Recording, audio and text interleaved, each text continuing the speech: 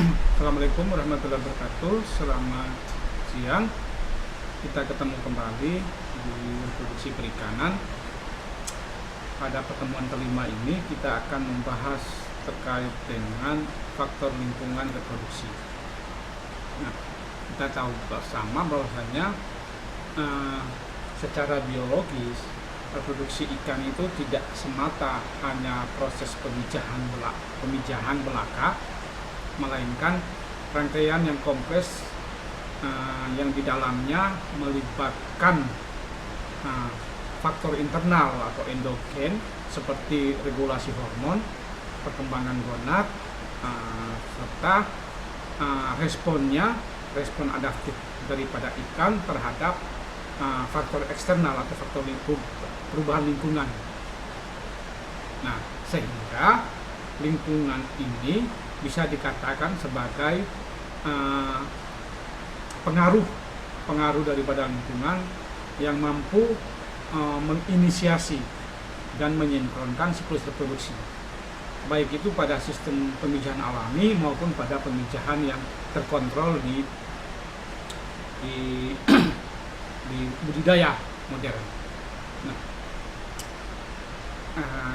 di materi-materi sebelumnya sudah kita bahas bahwasanya pusat kanal reproduksi daripada ikan itu berada pada sumbu HPG, hipofisis, pituitari ataupun pituitari dan juga gonad.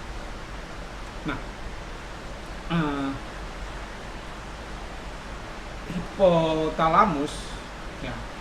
hipotalamus itu berfungsi sebagai pusat integrasi yang menerima rangsangan dari luar, rangsangan dari lingkungan, baik itu perubahan suhu, fotoperiode maupun kualitas air.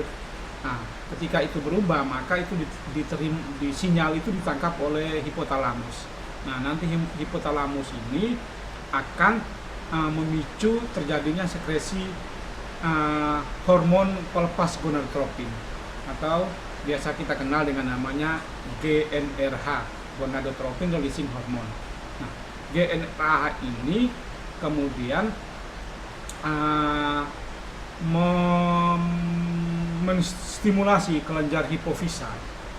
Nah, untuk melepaskan hormon gonadotropin. Ada dua hormon gonadotropin, yaitu FSH dan LH. FSH itu follicle stimulating hormone dan LH itu adalah luteinizing hormone. Nah, keduanya ini berperan dari dalam merangsang gonad, dalam hal ini testis maupun ovarium, untuk melakukan proses spermatogenesis dan juga oogenesis, serta memproduksi hormon steroid reproduksi. Di antaranya adalah estrogen dan juga estrogen itu pada betina dan juga testosteron pada jantan. Nah, testosteron maupun estrogen ini akan kemudian bekerja untuk mengatur perkembangan akhir daripada gamet, ovulasi serta perilaku daripada reproduksi. Itu ya.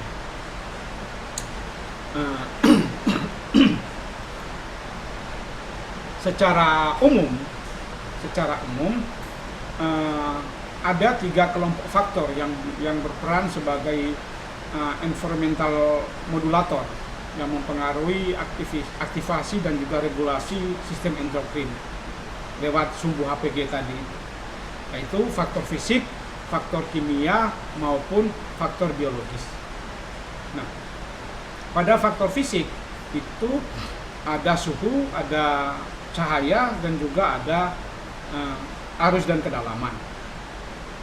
Suhu itu dia pengaruhnya pada laju metabolisme dan juga aktivitas enzim yang berhubungan langsung dengan perkembangan gonad. Nah, tiap-tiap jenis ikan memiliki suhu optimal yang berbeda. Sementara itu, fotoperiod itu bertindak sebagai Zeitgeber. Nah, Zeitgeber itu mengatur ritme waktu pemijahan, waktu reproduksi.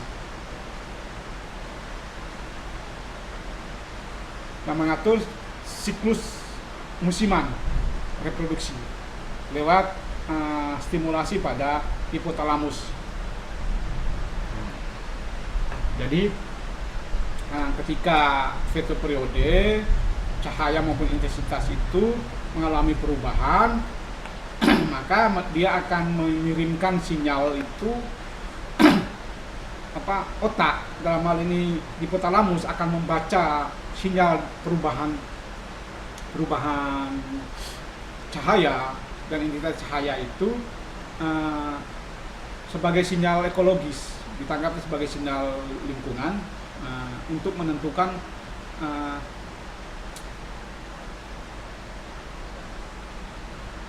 hipotalamus itu, untuk menentukan agar memberikan stimulasi pada hipotalamus itu untuk melepaskan hormon gonadotropin releasing hormone GnRH.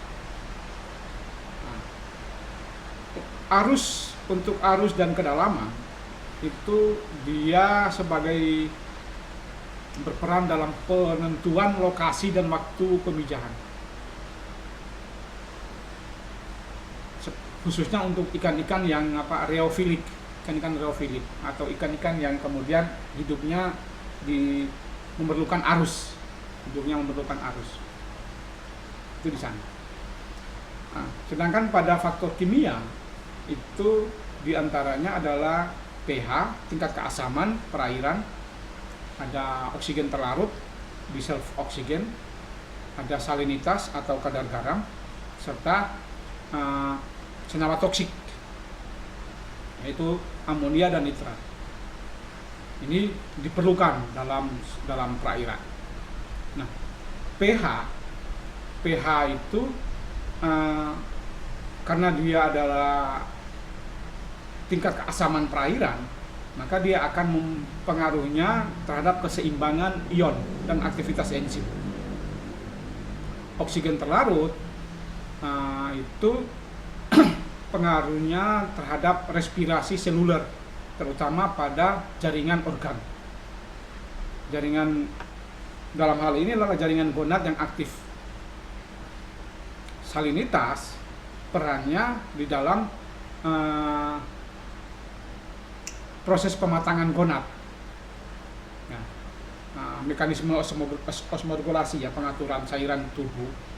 Nah, ini untuk ikan-ikan yang masuk dalam kelompok eurohalin. Eurohalin itu ikan-ikan yang kemudian mempunyai toleransi perubahan salinitasnya tinggi. Nah, itu dia diperlukan. Kalau misalkan terlalu asin, maka lingkungan itu terlalu asin, maka dia akan mengeluarkan cairan tubuh, yang kita kenal dengan namanya lendir. Nah, ketika ikan itu lendirnya banyak, berarti dia lebih sering mengeluarkan cairan tubuhnya, berarti lingkungannya terlalu asin. Kalau terlalu tawar, maka dia akan sering minum untuk menjaga keseimbangan di dalam tubuh, homeostasi. Kalau untuk senyawa toksik, dalam hal ini amonia dan nitrat, itu dia dapat bersifat gonadotoksik, menghambat perkembangan gamet serta menurunkan viabilitas telur maupun larva. Jadi teman-teman juga bisa melihat bahasanya untuk pH, dissolved oksigen atau oksigen terlarut atau DO maupun salinitas itu ada standarnya sendiri-sendiri. Kalau contoh di tabel ini adalah contoh umum, rentang umumnya pada ikan. Nah, sementara untuk faktor biologi, diantaranya adalah ketersediaan pakan alami dalam hal ini, kepadatan populasi, serta interaksi sosial dan feromon. Nah, ketersediaan nutrisi dan pakan alami ini yang cukup itu sangat penting dalam proses pembentukan fitogenesis. Fitogenesis itu adalah pembentukan kuning telur. Nah, pembentukan kuning telur ini akan berpengaruh, akan menentukan, pengaruhnya adalah penentuan kualitas telur dan juga penentuan daya tetas. Karena kita tahu pembentukan kuning telur, ikan-ikan itu kan, kuning telur itu kan ada yang kemudian tersebar merata, ada yang kemudian hanya memisah pada dua kutub saja. Nah, semakin besar kuning telur,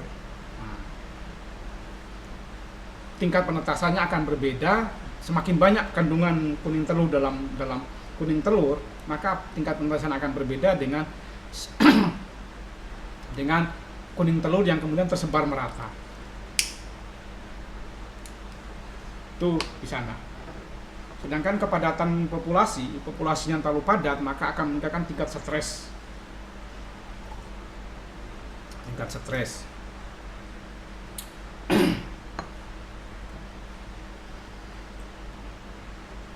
Nah, kalau stres maka sekresi hormon reproduksi akan terganggu. Nah,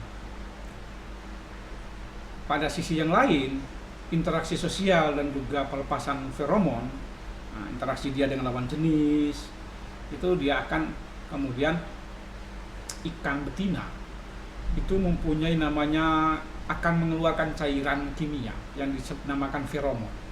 Feromon itu adalah bau khusus, bau yang khas dari betina yang dilepaskan ke perairan sebagai tanda memberitahukan pada yang jantan bahwasanya aku iki wis siap untuk kawin.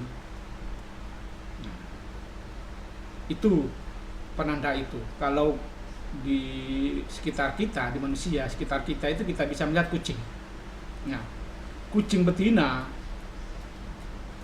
itu kalau dia mengeluarkan feromon, cairan kimia yang menandakan bahwasan dia tetap memijah, kucing jantan di kampung sebelah juga ketika kena terbawa angin, dia cium bau itu, dia akan nyari. Jadi itu interaksi dengan lawan jenis itu akan menghasilkan pelepasan feromon untuk kemudian memulai proses pemijahan. Nah, sehingga ketika kita melihat ketiga faktor lingkungan yang berpengaruh pada reproduksi ini, maka ketiganya ini tidak bekerja secara sendiri-sendiri atau tidak bekerja secara independen, tetapi ketiganya ini saling berinteraksi.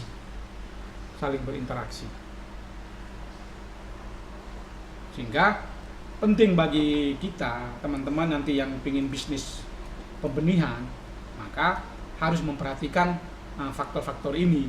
Selain kemudian ikan itu sendiri ya, secara genetik ya, ikan itu sendiri, faktor lingkungan juga menjadi hal yang penting untuk diperhatikan oleh teman-teman. Nah, selanjutnya adalah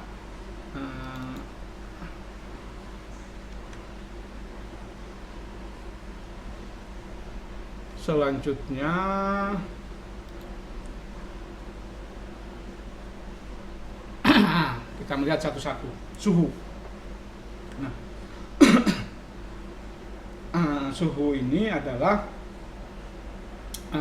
dia bertindak sebagai regulator utama yang mempengaruhi aktivitas metabolisme dan juga laju reaksi enzim. Nah, aktivitas metabolisme dan laju reaksi enzim ini pada ujungnya itu akan menentukan kecepatan proses gametogenesis, baik spermatogenesis maupun oogenesis. Nah, ketika suhu itu meningkat dalam kisaran yang optimum, maka dia akan mempercepat proliferasi dan juga diferensiasi sel germinal dari gonad, serta meningkatkan aktivitas hormon reproduksi, yaitu estrogen maupun testosteron tadi, melalui tadi ya, sumbu HPG tadi. Bagaimana kalau sebaliknya? suhunya terlalu tinggi melebihi optimum ataukah lebih rendah dari optimum. Nah, ketika lebih rendah atau lebih tinggi, maka akan memperlambat proses gametogenesis. Nah, kalau kematangan gonadnya terlambat, mengalami keterlambatan, ataukah aktivitas reproduksi juga akan mengalami penurunan. Nah,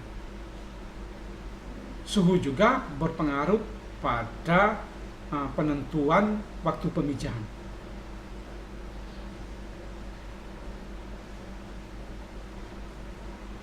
Perubahan suhu digunakan ikan itu untuk memberikan sinyal kebalik. Ikan itu menggunakan perubahan suhu itu sebagai sinyal musiman untuk mengatur kapan waktunya harus bereproduksi, karena dia akan berhubungan dengan lingkungan sekitar.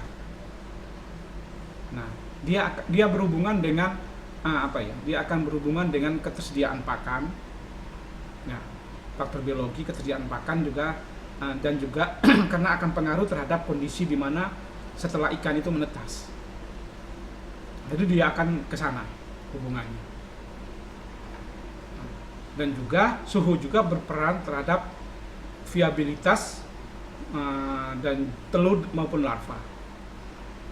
Nah, seperti tadi bahasanya ketika suhu itu optimum, maka embrio itu akan berkembang secara normal dan tingkat keberhasilan penetasannya itu tinggi. Nah, ketika suhu itu ekstrim, apakah itu terlalu tinggi maupun terlalu rendah, terjadi gangguan. Bisa saja kegagalan pemijahan karena hormonnya tidak sinkron, ataukah terjadi pemijahan tetapi gonadnya abnormal karena diferensiasi selnya terganggu.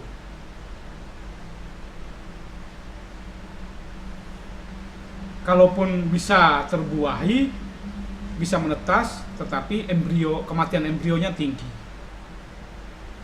karena struktur protein dan enzim yang esensial dalam perkembangan di awalnya itu terganggu, sehingga pengaruh ke belakangnya seperti gagal memijah, atau dia memijah tetapi gonadnya mengalami abnormal, ataukah bisa menetas tetapi daya SR-nya rendah, banyak kematian. Nah, jadi bahwasanya suhu ini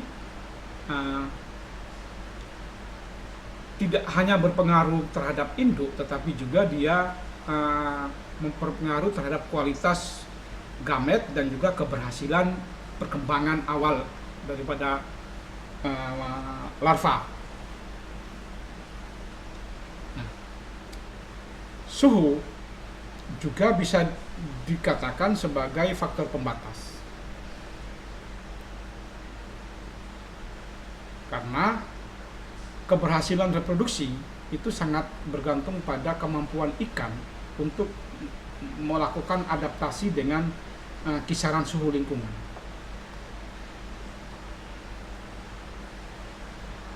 Jadi pengelolaan suhu itu akan menjadi strategi utama dalam manipulasi reproduksi. Apakah itu untuk mempercepat kematangan gonad maupun meningkatkan kualitas telur maupun larva. Itu yang ada pada suhu. Nah, berikutnya adalah cahaya.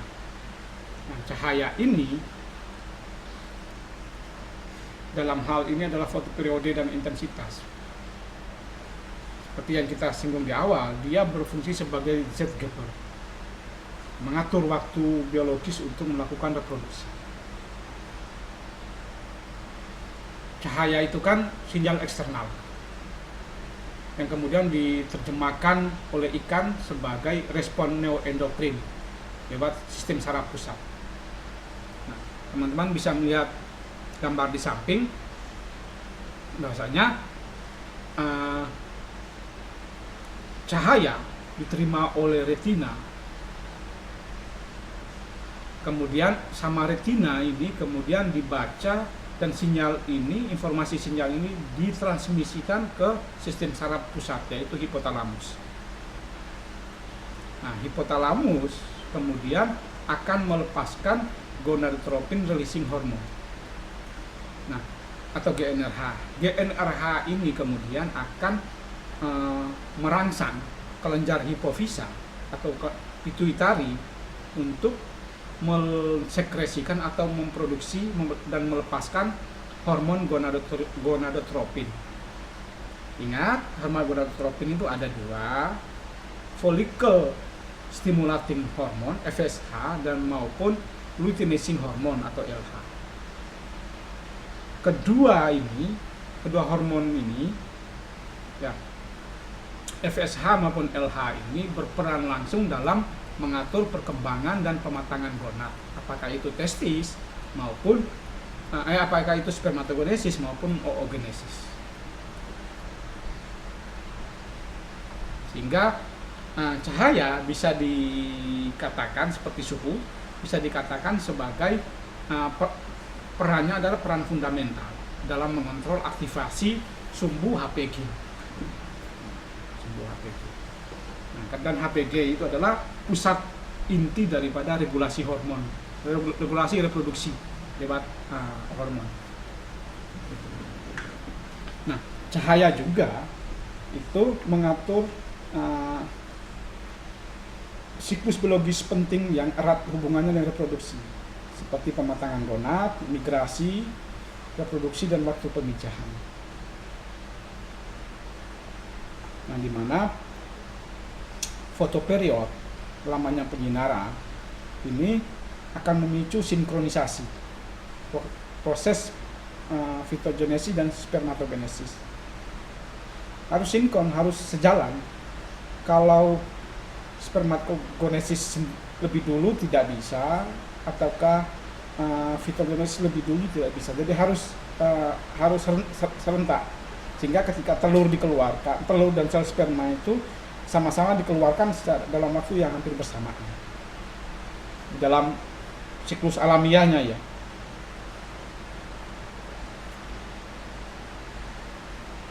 Nah, sementara intensitas cahaya itu pengaruhnya kepada perilaku reproduksi. Jadi diantaranya adalah aktivitas dia mencari pasangan, memijah, mencari lokasi yang sesuai, lokasi yang tersembunyi, yang aman, tidak ada predator, tidak ada gangguan dan sebagainya. Ini di sana, sehingga ketika ini berjalan optimal, maka keberhasilan reproduksi itu akan tinggi.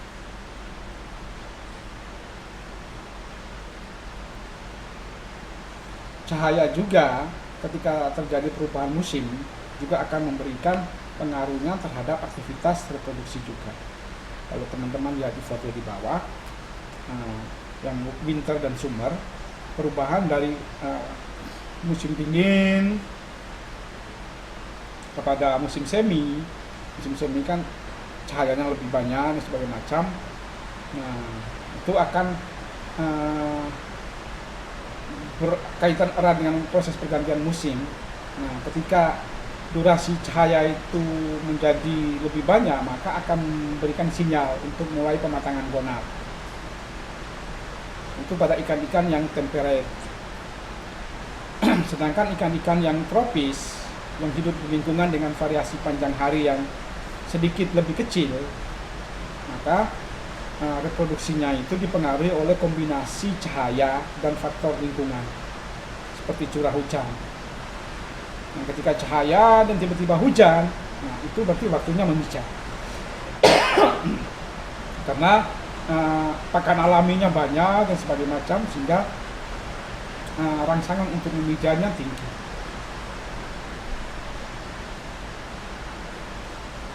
Itu pada cahaya. Bagaimana dengan kualitas air? Nah, kualitas air ini perannya sangat penting dalam reproduksi, keberhasilan reproduksi. lewat mekanisme fisiologi dan biologi. Nah, jadi kita tahu bahasanya kualitas air itu tidak hanya kemudian fungsinya sebagai media hidup, tetapi juga sebagai pengatur lingkungan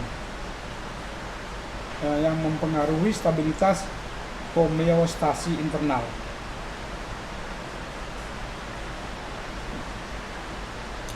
Oksigen terlarut ini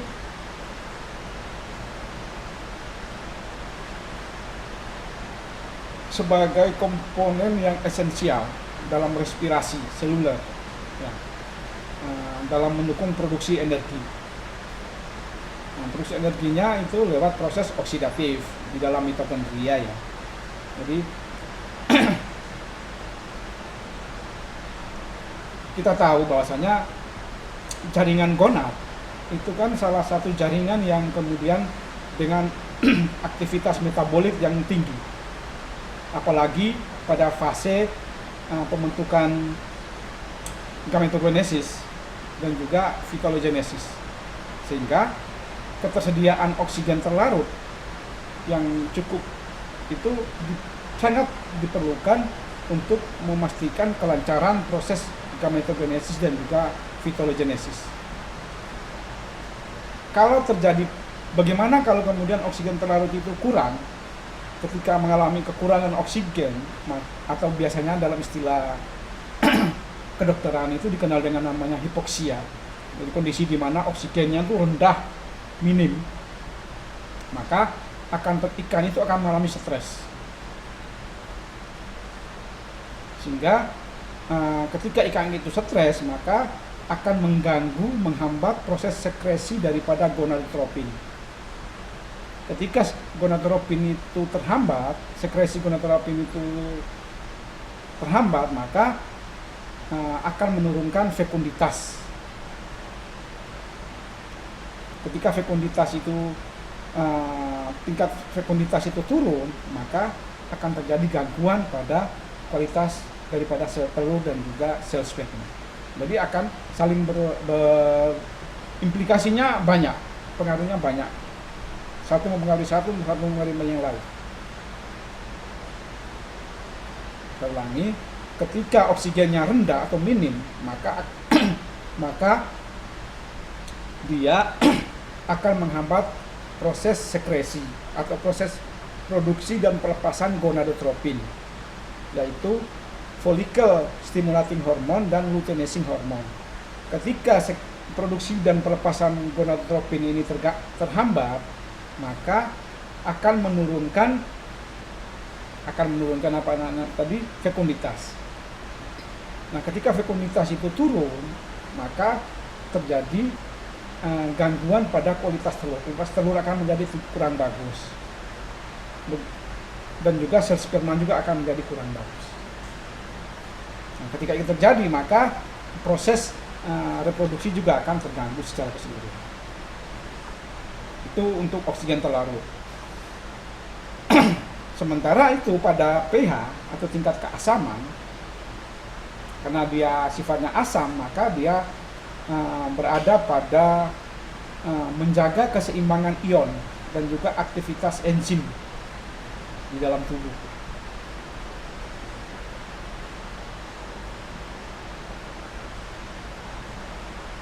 Jadi enzim itu akan terlibat dalam proses reproduksi ketika kisaran pH-nya itu optimum.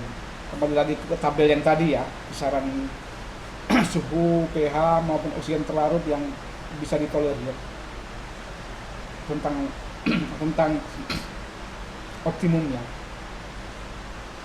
Nah, sehingga ketika terjadi perubahan pH yang ekstrim, maka terjadi namanya gangguan pada protein yang kita kenal istilahnya adalah denaturasi protein.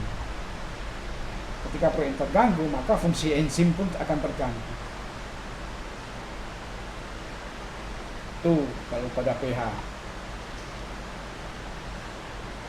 Nah, sehingga ketika pH ini tidak sesuai, tidak dalam rentang yang ideal, optimum untuk reproduksi, maka akan dapat merusak membran sel daripada gamet, sehingga proses fertilisasinya, proses pembuahannya bisa terganggu.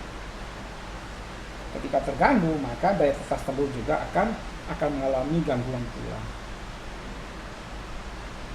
Nah, sedangkan senyawa toksik seperti amonia dan juga nitrat, amonia ini kan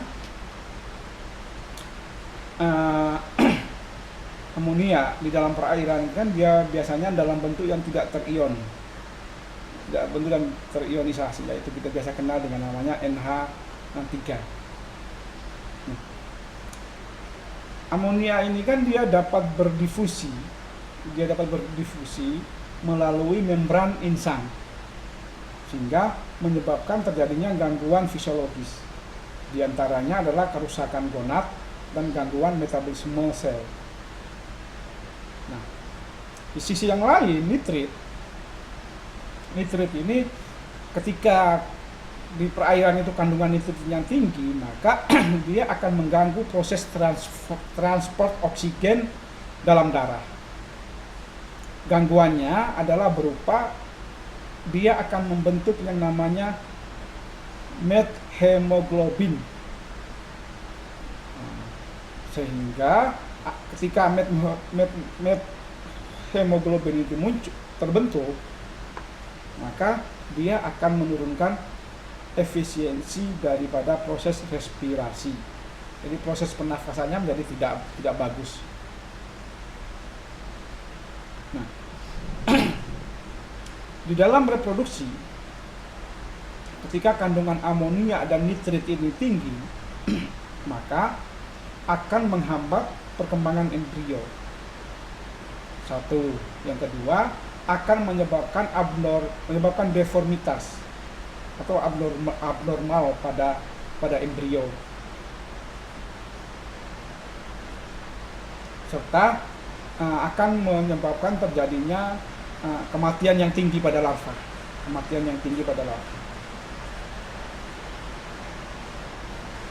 Itu kualitas air, ya, itu pada kualitas air.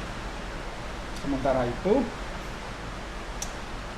pada salinitas ini kan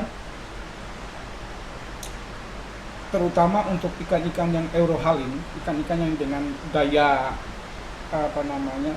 toleransi terhadap perubahan kadar garam yang tinggi. Nah, ini pengaruhnya di sana. Dia akan mengatur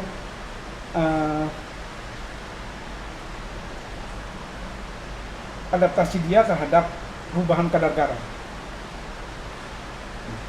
Salinitas ini kan hubungannya dengan pengaturan mekanisme osmoregulasi, yaitu kemampuan ikan untuk mempertahankan keseimbangan cairan tubuh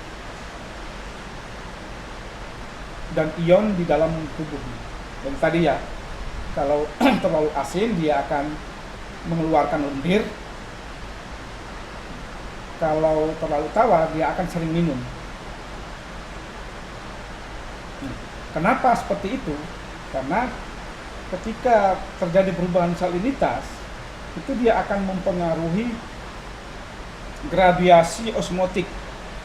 Jadi keseimbangan antara tubuh, tekanan osmotik dalam tubuh dengan lingkungan, maka harus seimbang. Ketika tidak seimbang, maka dampaknya adalah pada fungsi sel, akan mempengaruhi, akan mengganggu dan juga akan merusak fungsi sel, fungsi jaringan. Nah, kalau kita ngomong jaringan, maka termasuk di dalamnya adalah jaringan gonad. Nah, ini akan terpengaruh oleh perubahan salinitas. Nah, tetapi peran daripada salinitas itu tidak hanya berhenti pada osmoregulasi semata, tetapi juga berpengaruh kepada kematangan gonad, terus proses fertilisasi, serta proses penetasan telur. Nah, pengaruhnya salinitas pada kematangan gonad, di mana ketika ikan itu berada pada perairan yang salinitasnya optimum, maka dia akan memperkuat aktivitas hormon pada sumbu HPG, sehingga proses percepatan sehingga akan berpengaruh pada proses percepatan gametogenesis. Sementara itu perannya pada tahap fertilisasi adalah salinitas itu berperan pada stabilitas membran sel gamet, sehingga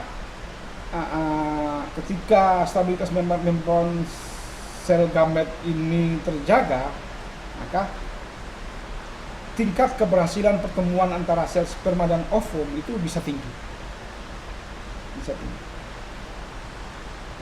Dan peran yang selanjutnya dari salinitas ini adalah pada fase perkembangan embrio.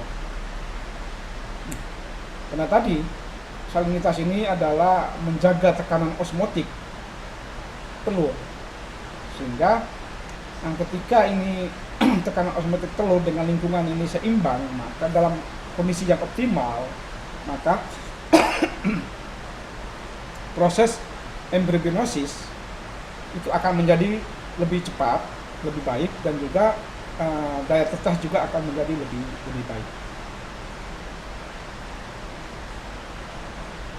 Dengan variasi ya, di gambar ini kan variasinya beda-beda.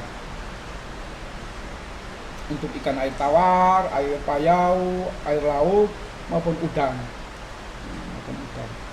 Jadi variasinya beda-beda. Itu sesuai dengan adaptasi. Jadi kemampuan ikan melakukan adaptasi terhadap lingkungan dengan kisaran segitu.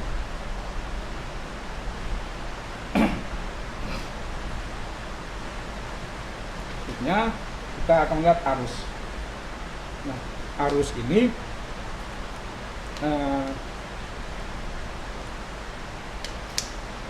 lebih perannya lebih pada ikan-ikan yang kemudian yang kita kenal dengan namanya ikan-ikan reopilik.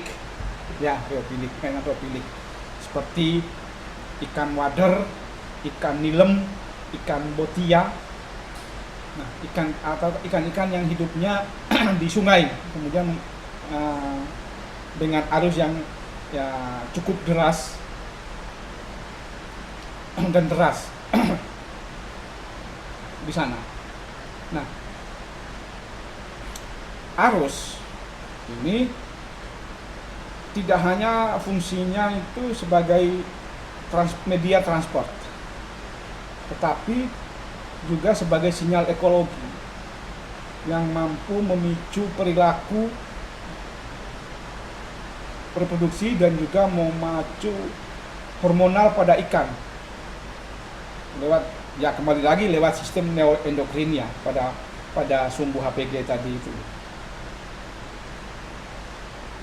Nah, ketika arus ini berubah, kecepatan dan pola arus itu berubah, itu biasanya dihubungkan dengan perubahan musim, sehingga atau peningkatan debit air yang secara evolusi, dalam aspek evolusi itu sebagai indikator kondisi lingkungan yang optimum untuk pemijahan. Ketika terjadi perubahan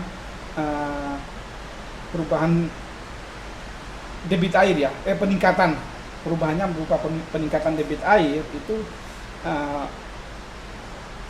menjadi indikator bahwa lingkungan itu dalam keadaan yang optimal untuk melakukan pemijahan.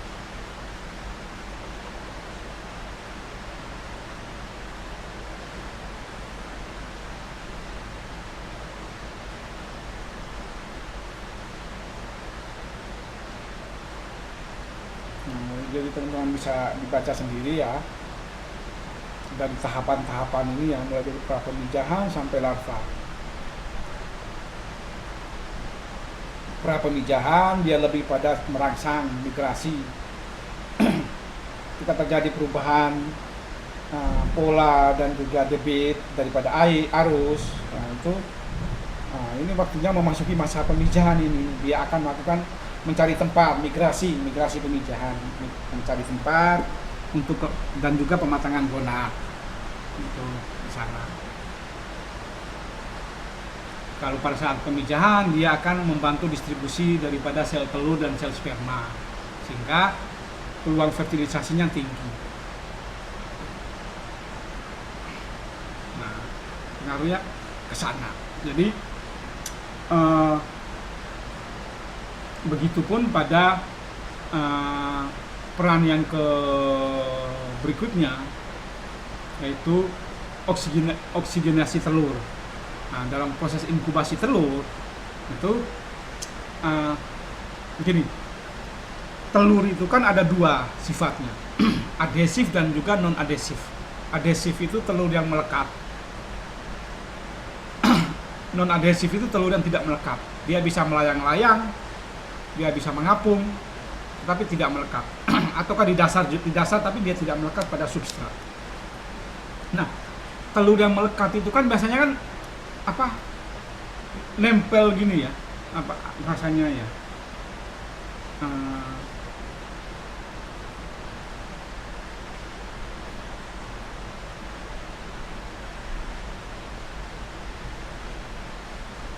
kayak kita bikin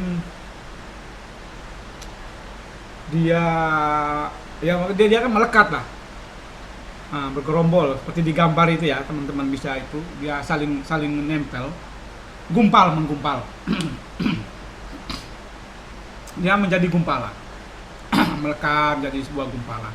Nah, ketika gumpalan telur ini ketika dia menggumpal seperti itu saling melekat satu sama lain, sel sperma itu kan sulit membuahi. Yang terbuahi itu yang kemudian yang di atas, di pinggir, di samping, di bawah, sedangkan yang di tengah ini kan tidak bisa tertembus.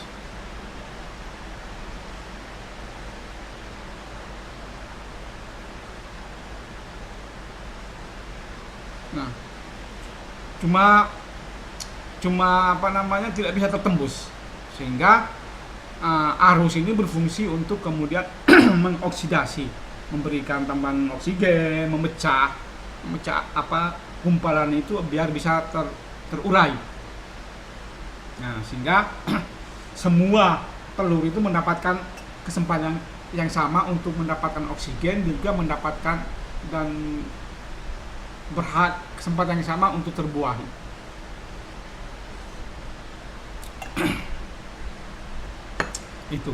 Itu yang pada peran arus pada oksigenasi telur.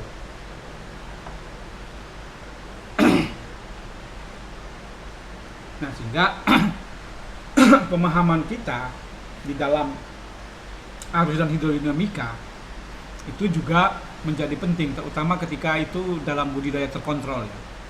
Nah, seperti yang di sebelah kanan, gambar yang sebelah kanan ini, pemijahan buatan atau di hatchery ini, kita mengatur. Biasanya kan arusnya ini kita bentuk lewat kemudian sambungan pipa, untuk yang kemudian pipa yang dibolongi kemudian mengeluarkan aliran air sehingga menimbulkan arus, ataukah penggunaan daripada aerator. Nah, itu di sana. Selanjutnya kita melihat ketersediaan nutrisi dan pakan. Nah, ini erat kaitannya dengan energi, karena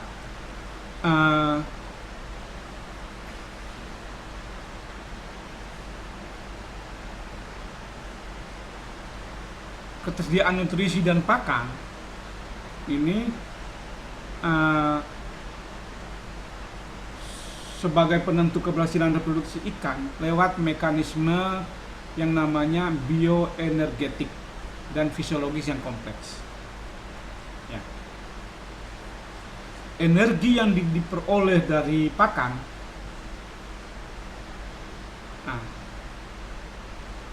teman-teman nggak tahu ini sudah mendapatkan materi tentang nutrisi dan pakan ya,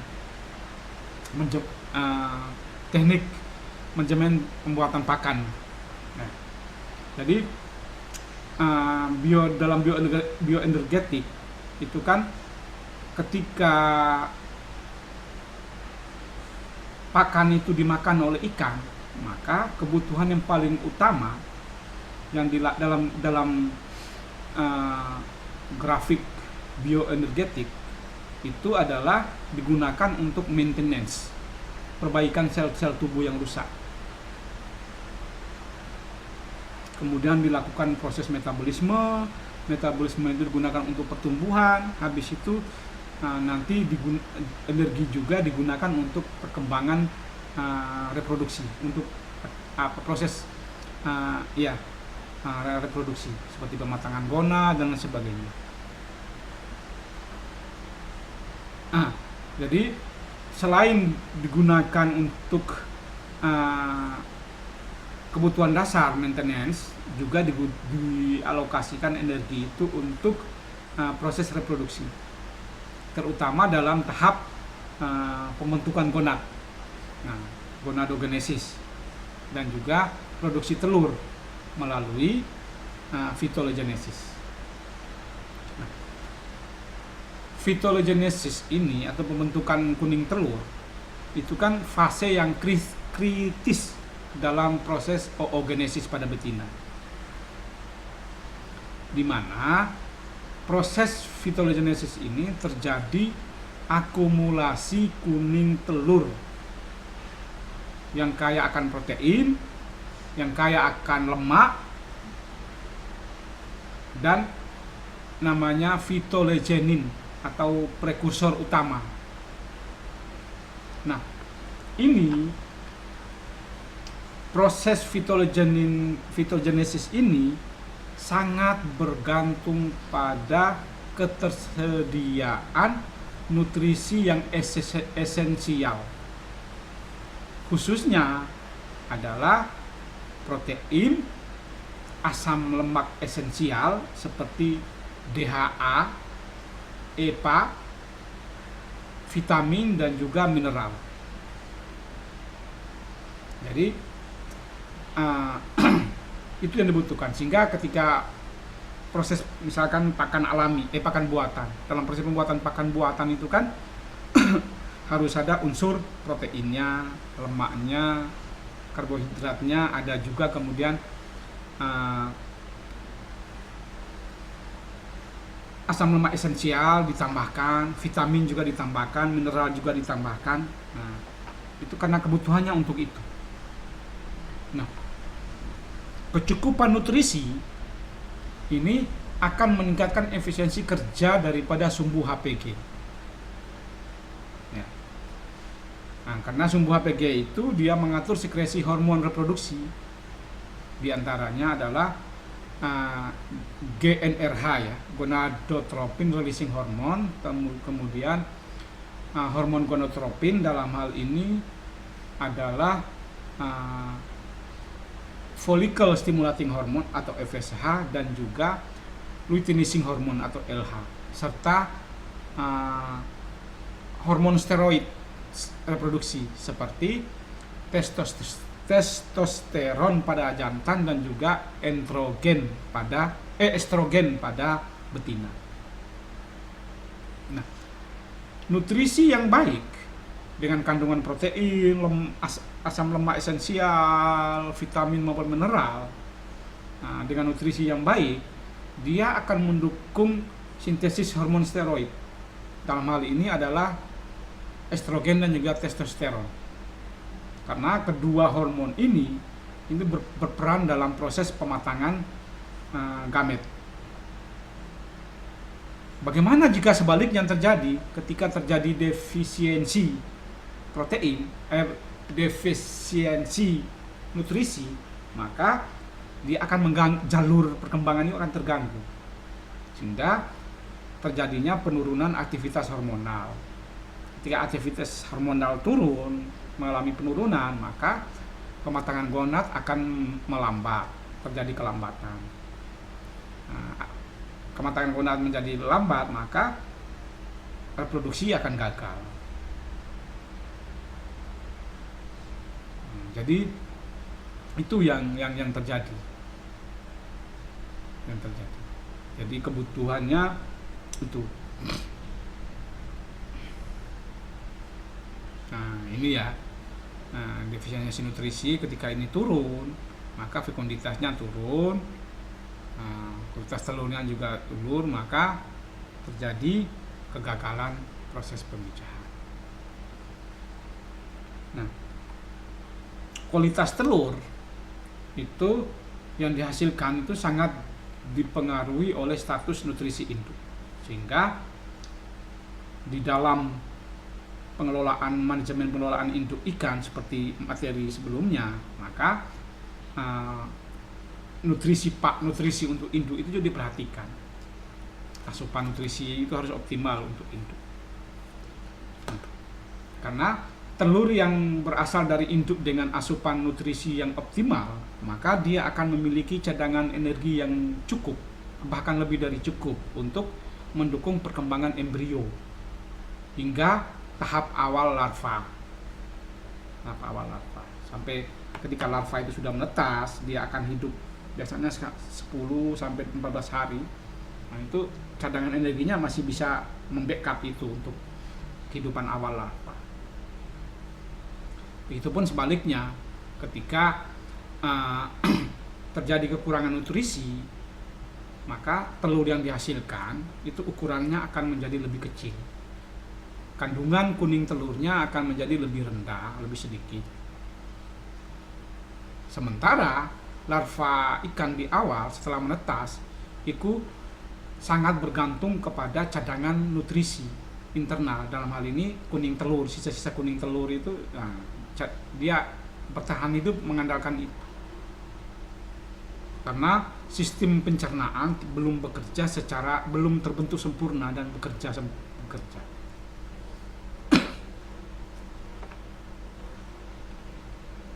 Nah, sehingga setelah melewati masa 10 sampai 14 hari itu, baru kemudian ikan itu akan memperoleh nutrisi dari pakan alami. Dalam hal ini adalah seperti plankton, bentos, dan organisme kecil lainnya. Itu menjadi catatan pada pakan ini.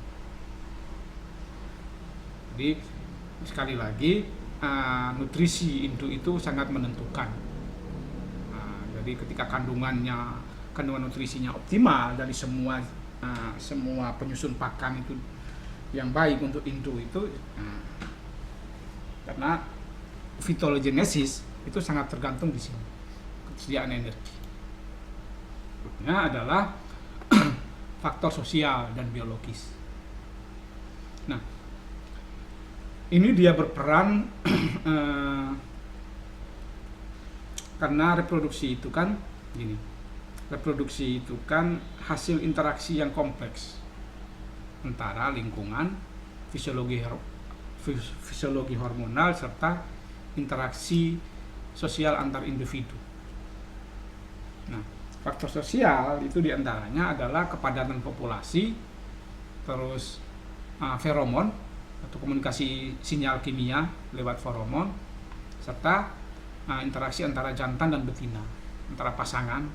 Nah, itu akan mempengaruhi keberhasilan proses pematangan gonad hingga pelepasan gamet.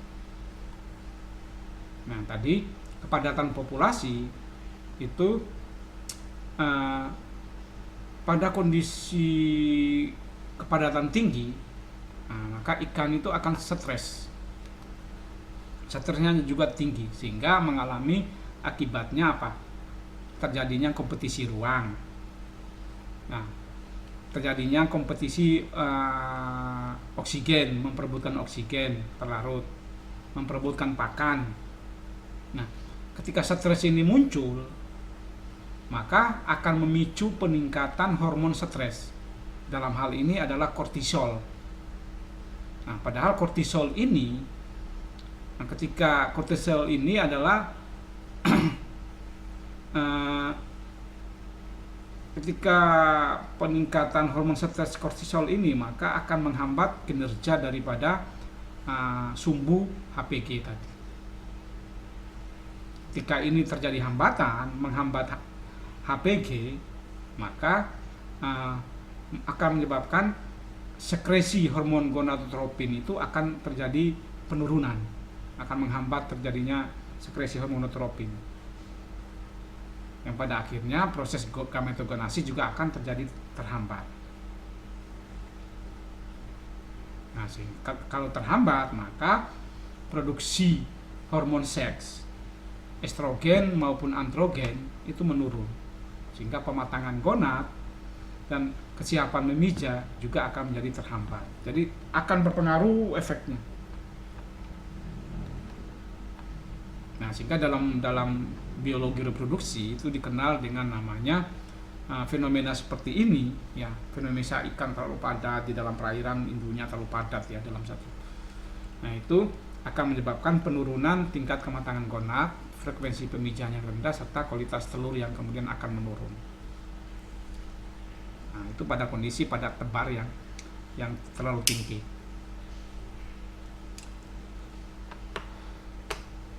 Nah, selain faktor padat tebar, maka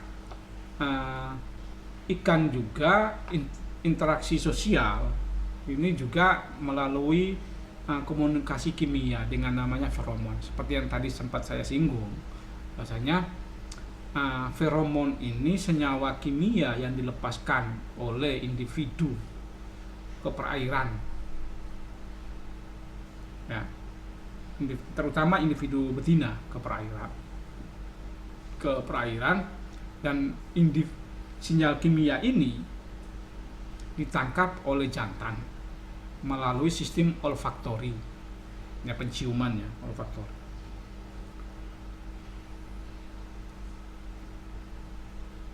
Nah, ketika jantan mencium sinyal kimia ini, feromon ini, maka akan merangsang respon fisiologis seperti peningkatan hormon gonadotropin dan androgen, serta memicu perilaku reproduktif. Nah, sehingga akan memunculkan atau menciptakan sinkronisasi pemijahan, karena pelepasan telur dan sperma terjadi dalam waktu yang relatif bersamaan, karena sudah sama, yang betina sudah siap mengeluarkan sinyal kimia berupa feromon, ngasih tahu jantannya. Ketika jantan cium ini akan memicu produksi gonadotropin, produksi spermatogenesis yang cepat, sehingga sama-sama bisa melepaskan itu dalam waktu yang relatif bersamaan, pelepasan telur maupun sel sperma.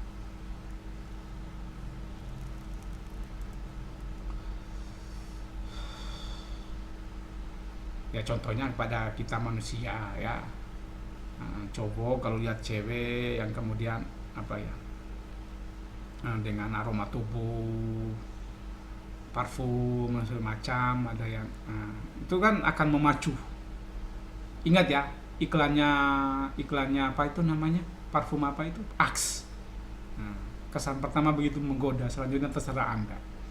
Jadi ikan itu seperti itu. Jadi ada sinyal kimia yang dikeluarkan oleh betina, dalam hal ini dinamakan feromon. Nah, itu ditangkap oleh jantan untuk memacu jantan itu kemudian untuk mempercepat proses pemijahan. Dan yang berikutnya juga interaksi langsung antara jantan dan betina. Jadi kehadiran jantan dan betina itu akan memacu stimulasi hormonal dan perilaku pemijahan. Kalau betina sama betina saja, ya gimana mau terpacu stimulasi hormonnya kalau tidak ada lawan jenis. Lawan jenis itu dibutuhkan.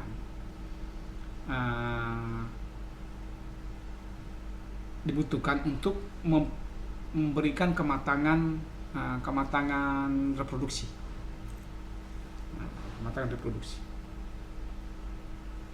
Itu perilaku reproduksi yang ada. Ya, kita mendekati pasangan, ikan itu biasanya mendekati pasangan, saling kejar. Di ikan itu seperti itu.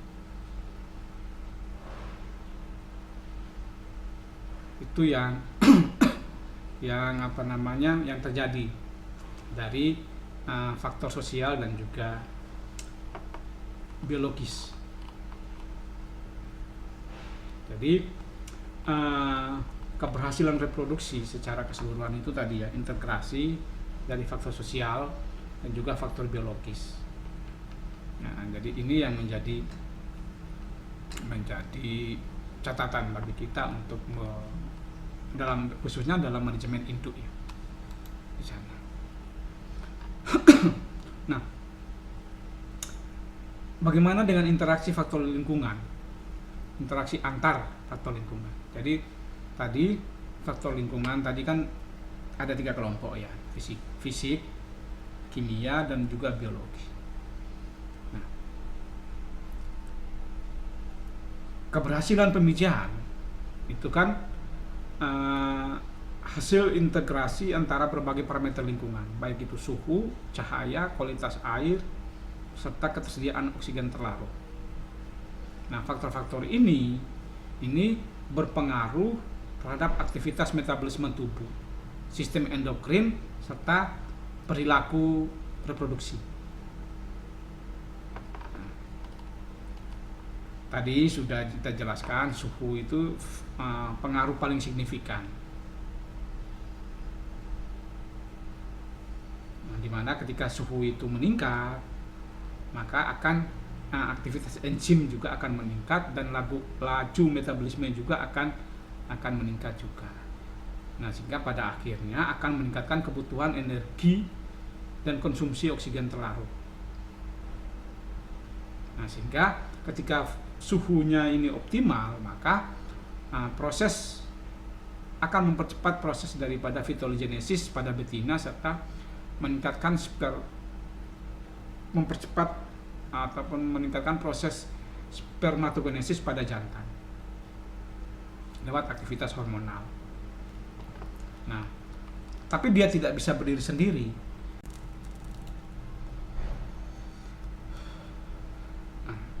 Jadi suhu itu tidak bisa berdiri sendiri dalam interaksi ini. Jadi ketika suhu itu meningkat tetapi tidak diimbangi dengan ketersediaan oksigen yang cukup, maka akan terjadi stres sehingga perkembangan gonadnya akan terhambat. Sehingga hubungan antara suhu dan juga oksigen terlarut itu memberikan gambaran bahwasanya terjadi interaksi lingkungan yang menentukan keseimbangan fisiologis di dalam keberhasilan pemijahan. Nah, selain suhu apalagi? Faktor cahaya atau fotoperiode yang kita kenal juga penting dalam mengatur siklus reproduksi, terutama ikan-ikan yang pola reproduksinya pola musiman. Jadi interaksi antara intensitas cahaya dan suhu lingkungan itu sebagai sinyal ekologis yang memberikan informasi bahwasanya sudah terjadi perubahan musim. Nah, sinyal ini kemudian dikirim ke ikan. Sistem saraf ikan itu akan menerima rangsangan cahaya tadi ya lewat retina dan juga kelenjar pineal, yang kemudian itu akan mempengaruhi proses sekresi hormon melatonin. Nah, ketika hormon melatonin itu disekresi dan terjadi perubahan kadar melatonin, maka akan memodulasi aktivitas daripada hipotalamus di dalam melepaskan gonadotropin releasing hormone atau GnRH. Yang kemudian selanjutnya teman-teman sudah tahu ya akan merangsang hipofisa. Hipofisa itu akan menghasilkan hormon gonadotropin yang namanya FSH dan LH. LH ini kemudian akan juga menghasilkan hormon steroid reproduksi yang namanya estrogen dan juga testosteron. Nah, jadi melalui mekanisme kombinasi antara suhu yang sesuai dengan panjangnya cahaya, lamanya cahaya, maka akan memicu sinkronisasi musim pemijahan, sehingga pematangan gonad pada populasi ikan akan terjadi secara serempak. Sehingga ketika terjadi secara serempak, maka peluang keberhasilan fertilisasi itu lebih tinggi.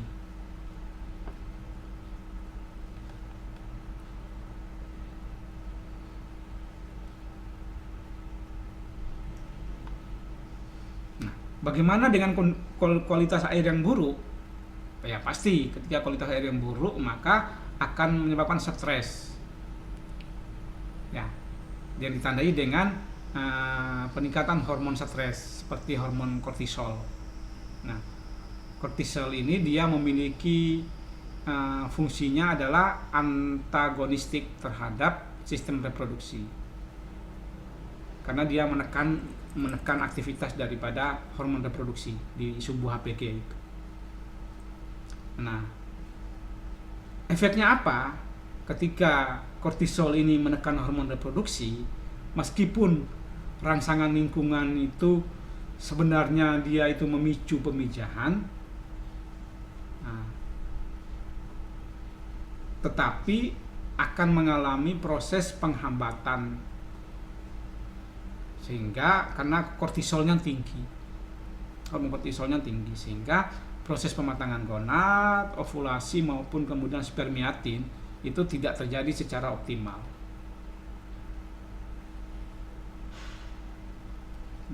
Itu yang muncul.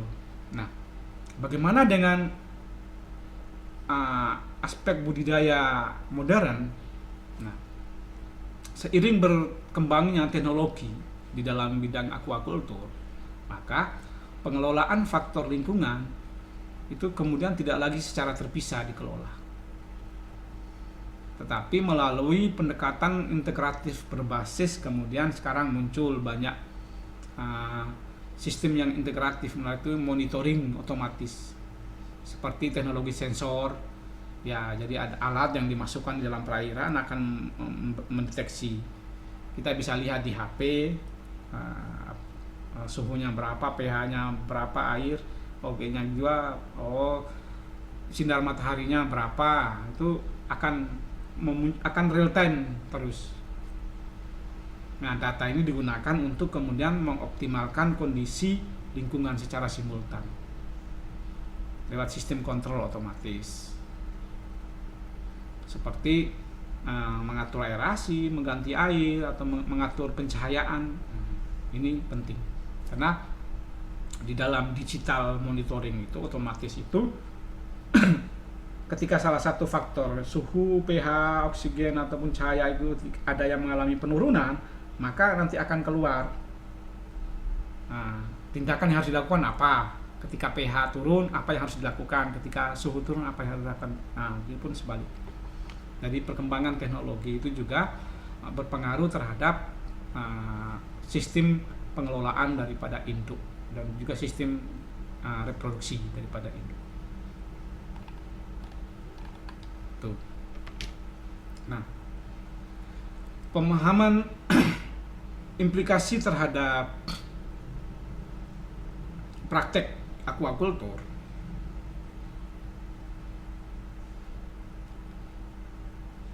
kita kan sudah tahu bahasanya keberhasilan pemija itu dipengaruhi oleh interaksi antara faktor internal dan juga faktor eksternal. Nah, salah satu pendekatan yang penting yang digunakan adalah manipulasi reproduksi melalui pengaturan suhu dan juga fotoperiode.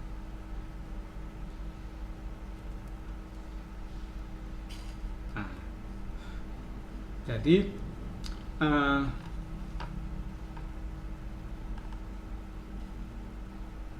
itu yang dimainkan.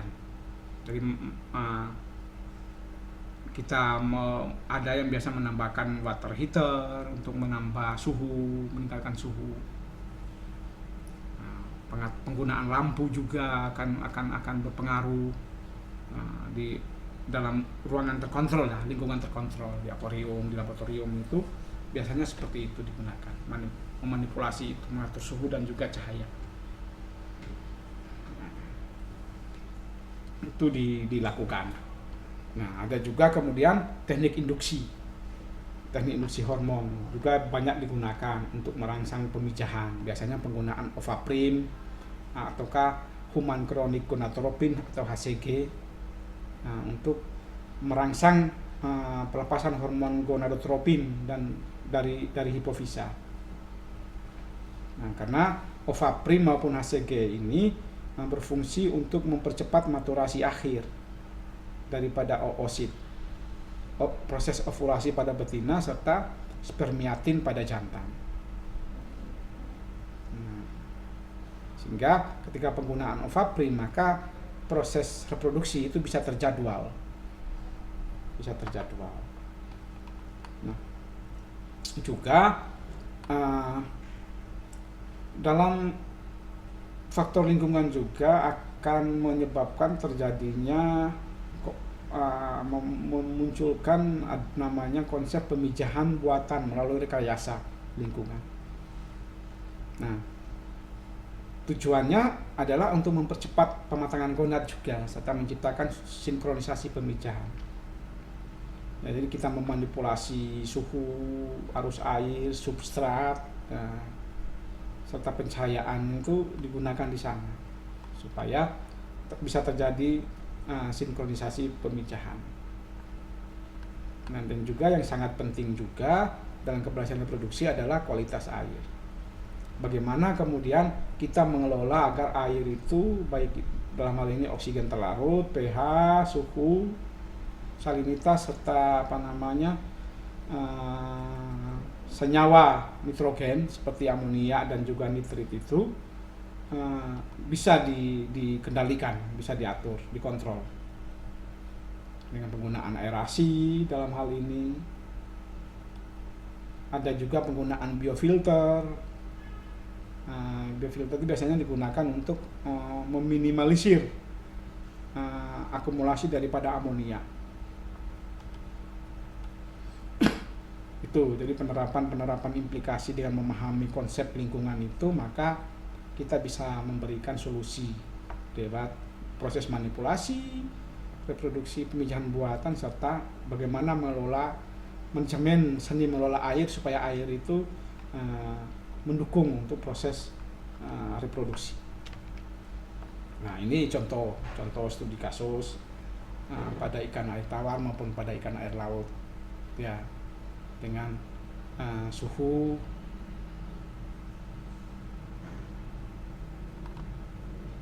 manipulasinya seperti itu.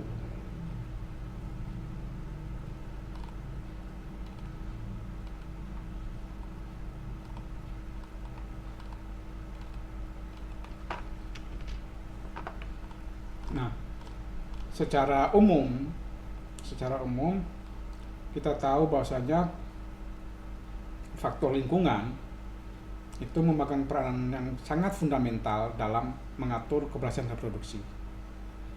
Apakah itu pemijahan alami maupun pada sistem budidaya yang terkontrol. Nah, lingkungan itu sebagai stimulus eksternal yang memacu aktivasi daripada sumbu HPG.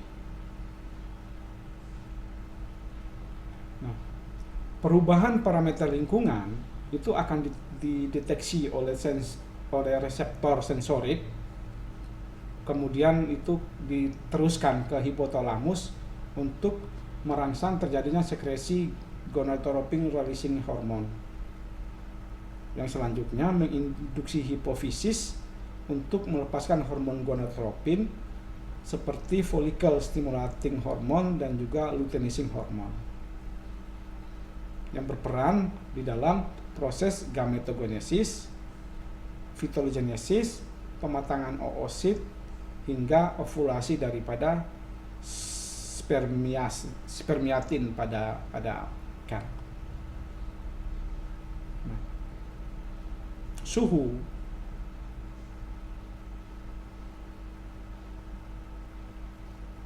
sebagai faktor lingkungan yang paling dominan, karena dia langsung berkaitan langsung dengan aktivitas metabolisme,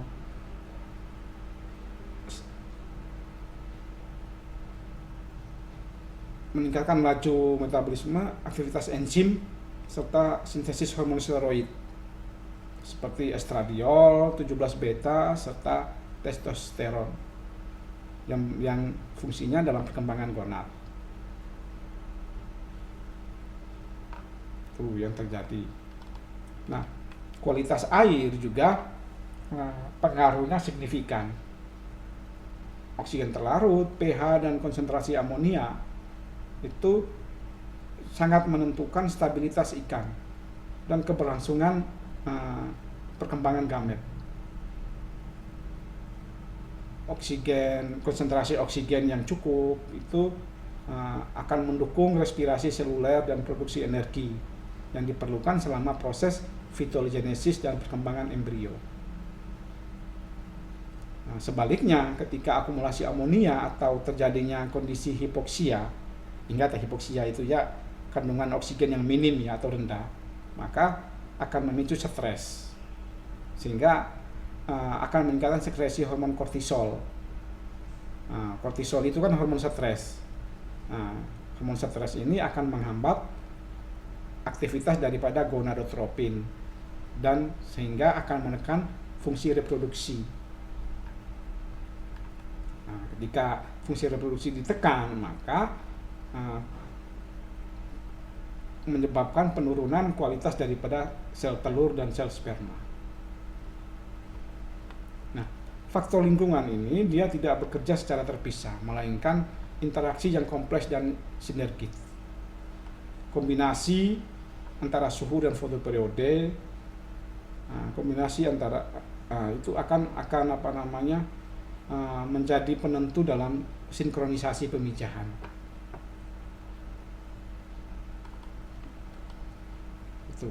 Jadi itu yang kemudian saling berinteraksi, tidak berdiri sendiri tapi saling berinteraksi. Itu yang kita bahas pada pertemuan ini. Kembali lagi saya tekankan ke teman-teman sekalian untuk kemudian silakan